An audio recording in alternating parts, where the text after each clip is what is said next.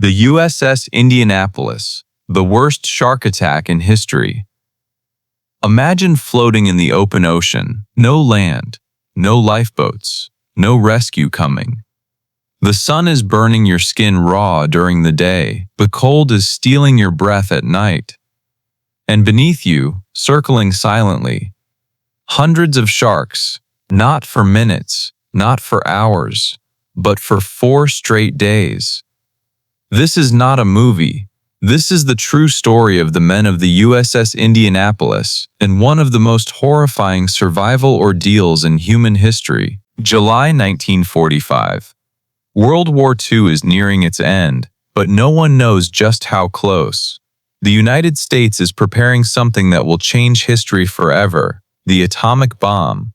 And the components of that bomb are being transported across the Pacific aboard a single ship, the USS Indianapolis, a heavy cruiser, fast, powerful, trusted. But what happened next would become one of the most tragic naval disasters and survival stories ever recorded. Mart Hort 1. The Secret Mission. Once, the USS Indianapolis had just completed a top-secret mission. On July 16, 1945, the first atomic bomb was successfully tested in New Mexico. But the bomb needed to be delivered to Tinian Island in the Pacific. The Indianapolis was chosen for the job. Why? Because it was one of the fastest ships in the U.S. Navy. The cargo? Uranium-235, and key components of what would become the bomb dropped on Hiroshima. No escorts, no backup, just speed and secrecy. The ship traveled over 5,000 miles in just 10 days, setting records. Mission complete. But the real nightmare hadn't even begun. Part 2: The Torpedo Strike. July 30, 1945. Just after midnight, the Indianapolis was sailing between Guam and Leyte. Unbeknownst to the crew, a Japanese submarine, I-58, was tracking them. At 12:15 a.m., 2 torpedoes struck the ship. The explosion was catastrophic. Fuel ignited instantly. The bow was blown apart. The ship began to sink within minutes. There was no time, no distress signal properly received, no coordinated evacuation. Men were thrown into the ocean, burning, bleeding, disoriented. In just 12 minutes, the USS Indianapolis disappeared beneath the surface. Nearly 900 men were left floating in the open sea, alone. Part 3. Day 1. Shock and Chaos.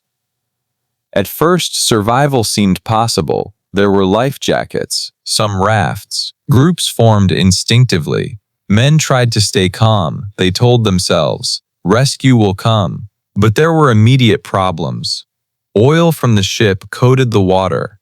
Many were severely injured. Salt water burned open wounds. No food. Almost no fresh water. And then, the sharks arrived. Oceanic white-tip sharks. One of the most aggressive species in the ocean. At first they circled, then they started taking the wounded. War Part 4. The shark attacks begin. The first attacks were quick, silent. A man would scream and then vanish beneath the water. The survivors began to realize this wasn't random. The sharks were hunting, drawn by blood in the water, splashing movements, the scent of death. Men clung to each other in tight groups. They were told, stay together, don't panic. But panic was inevitable. Some men began hallucinating. Others swam away, convinced they saw rescue ships on the horizon. They were never seen again. Part 8. Day 4. The Final Hours. By the 4th day, most of the men were too weak to even speak. Bodies floated lifeless around them. The sharks were still feeding. The water was thick with death. Then something changed. A sound, an engine, a plane. At first, no one believed it. They thought it was another hallucination, but it wasn't. Part 9. Rescue at Last. A U.S. Navy patrol plane, piloted by Lieutenant Wilbur Gwynn, spotted the survivors by chance. He saw oil slicks, then bodies, then movement. He immediately radioed for help. Another pilot, Lieutenant Commander Adrian Marks, made a decision that broke protocol. He landed his plane in the open ocean. He pulled as many men aboard as possible. Others were tied to the wings. Rescue ships finally arrived, but by then, it was too late for most. Part 10. The Aftermath. Out of nearly 900 men in the water, only 316 survived. It remains one of the deadliest naval disasters in U.S. history. But the tragedy didn't end there.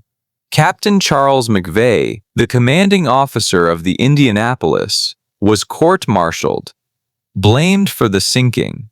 Despite evidence that the mission lacked proper escort, the Navy failed to track the ship.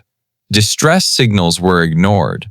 Decades later, he was officially exonerated, but the damage had already been done.